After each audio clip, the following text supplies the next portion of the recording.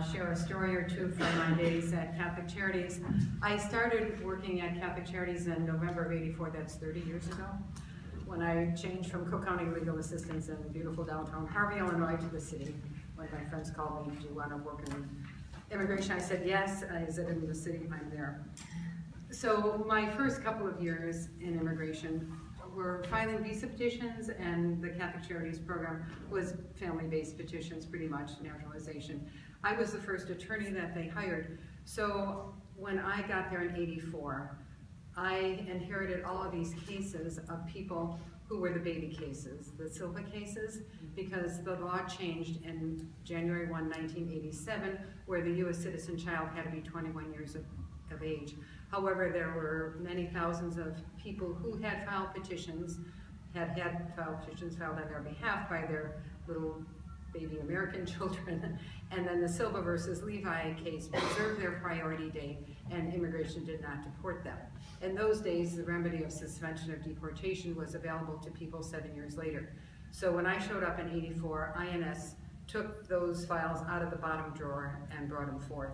So they were kicking up the deportation process again on that. So my first few years were suspension of deportation cases. However, when the amnesty law came about, quite surprisingly, when we went to work the day after the elections and said, oh my, the law passed, what do you know? Happy birthday, Urka and Isla, the other ugly twin of that law, as I call it, the Marriage Fraud Act. And my point now to share with you is that people's lives are not in a vacuum, as you probably all very well know. They come with an immigration history, a family history, and maybe a criminal history. So digging into these cases, we found out that many of the people who were on the road to suspension of deportation would qualify for amnesty. And one of the good news stories in the cases I had was a family that had become my life project, as we've all experienced. The dad had come prior to 1/1/82, and he qualified for amnesty. And talking to the woman, she had come as a 16-year-old and lived with her aunt.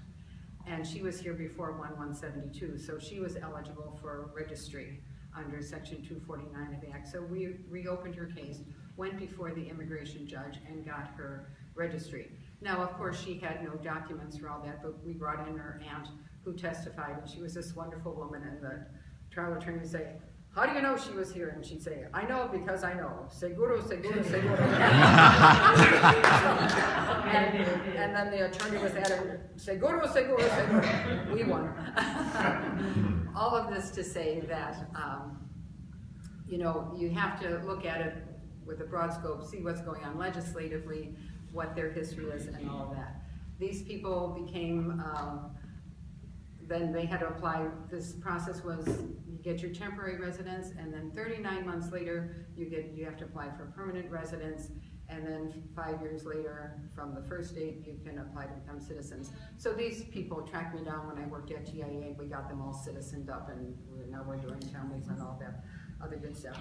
One of the troubling pieces of the amnesty law was there were no derivatives. You know, when a mom or dad got in, they were unable to bring in their sons and daughters as well. And many of the people did not have the money to apply.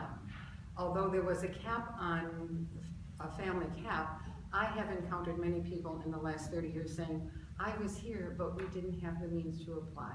So money is a big thing about that.